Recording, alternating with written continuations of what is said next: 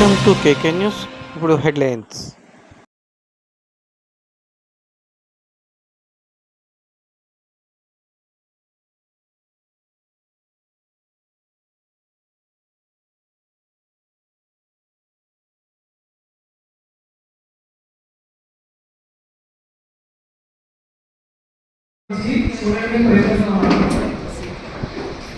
యాక్చువల్గా నేను కూడా కంప్లీట్ రాస్తానంటే లాస్ట్ 3 ఇయర్స్ కూడా నేను ఎస్ఎస్సిని 75 వరకు వెళ్ళి వచ్చాను అనమాట.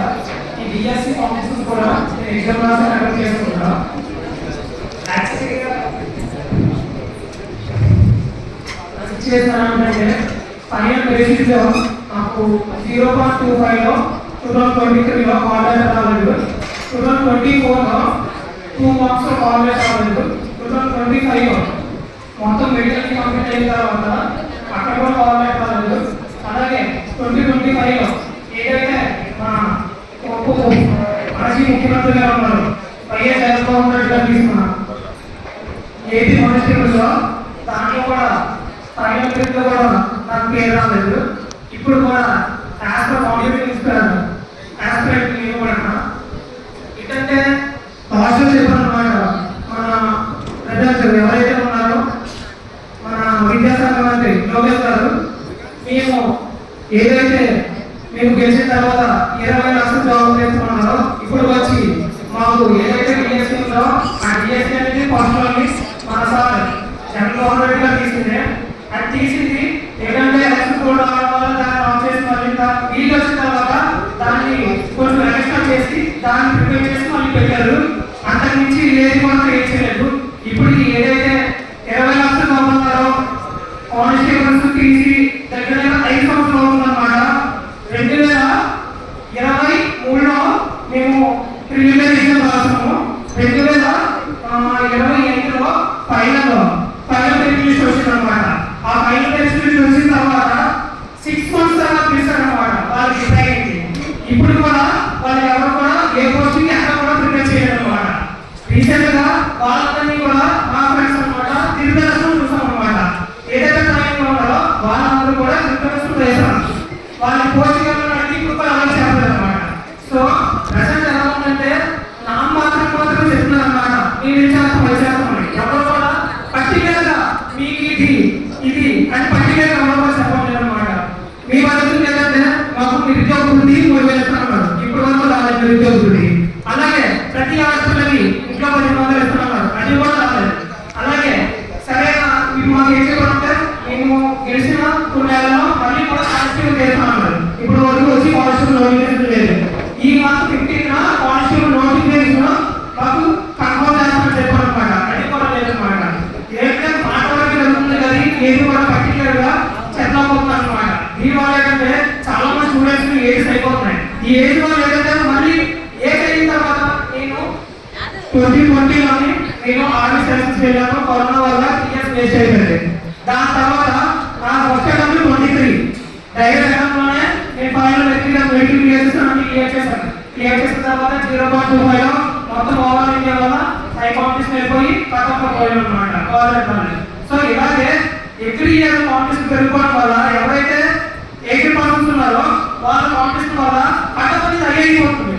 కానీ ఏంటంటే ఇప్పుడు ప్రస్తుతానికి వెళ్ళిన కాబట్టి జాబ్ రావట్లేదు. అలా ఏజ్ అయిపోవడం వల్ల ఈ కాంపిటీషన్ ఏమవుతుందంటే ఎవరో ఛాన్స్ ఉన్నానికే, లేదంటే ఎవరో సపోర్టివ్ గా ఉన్నానికే, లేదంటే ఇంట్లో పేరెంట్స్ నువ్వు చదువు అంటే సపోర్ట్ చేస్తున్నారు. కానీ మిడిల్ క్లాస్ ఎవరు కూడా స్టాండర్డ్ ఉండకపోతున్నారు అనమాట. ఏదో పని చేసుకోవాలి, ఇది మేనేజ్ చేసుకోవాలి. నేను పాస్ట్ 5 ఇయర్స్ నుంచి పార్ట్ టైం లో వర్క్ చేస్తుండేవాడిని. ఇదే కాంపిటేటివ్ ఫీల్డ్ అని 5 ఇయర్స్ నుంచి కంప్లీట్ చేస్తాను. ఇప్పుడు కూడా రాస్తున్నాను, పార్ట్ టైం చేస్తాను. అలాగే దీన్ని కూడా ప్రిపేర్ చేసుకుంటాను అనమాట. సో ఇలా ఎలా ఉందంటే లేటెస్ట్ అయిపోతున్నా మాకు వీళ్ళకి వస్తే రిలీజ్ అవ్వట్లేదు. ఒక స్టేట్ ఒక నోటిఫికేషన్ తీసిందంటే కంపల్సరీ 3 to 4 ఇయర్స్ పడేస్తుంది. అక్కడ అయిపోతుంది నెక్స్ట్ నోటిఫికేషన్ రావడానికి మళ్ళీ ఏం ఉండట్లేదు. సో దీనికి పర్టికులర్గా ఒక మేము మా స్టూడెంట్స్ నుంచి ఎంతవరకు అయితే సపోర్ట్ చేయాలో, ఏదైతే ఢిల్లీలో జనతా జరిగిందో కాంగ్రెస్ జనతా పార్టీ ఎవరో సీజే ఒకే ఒక మాట నిరుద్యోగులు మీరు కాంగ్రెస్ అంటారు. ఆ కాంగ్రెస్ ఈరోజు జరుగుతారు కూడా ఇదే ప్రారంభించుకొని మా స్టూడెంట్స్ నుంచి గట్టిగా పడుతున్నారు. వాళ్ళకి ఏమీ తెలియదు. ఈ ట్రాన్స్పరెంట్ ఎందుకు లేదు? పాయింట్ 1.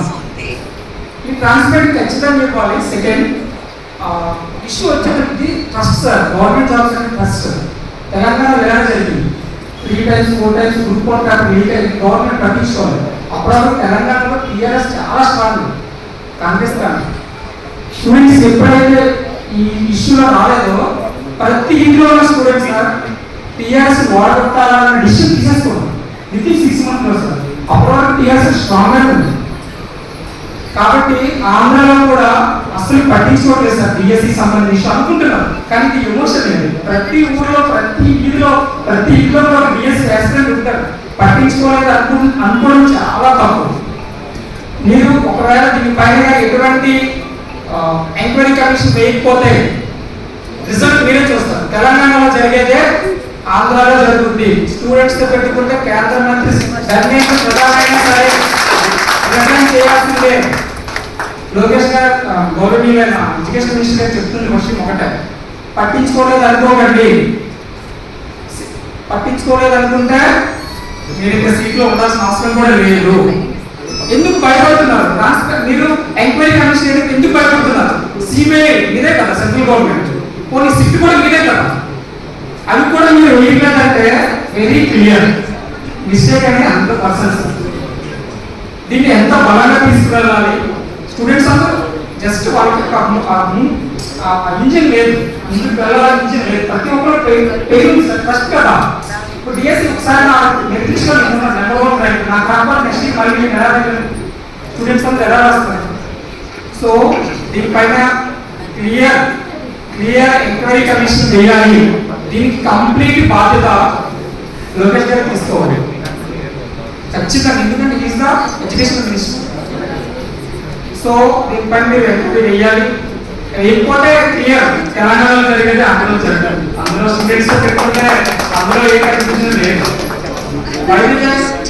ఎంత కాన్ఫిడెంట్ ఉండాలంటే 2019లో వైఎస్ఆర్సీపీ గవర్నమెంట్ వచ్చింది.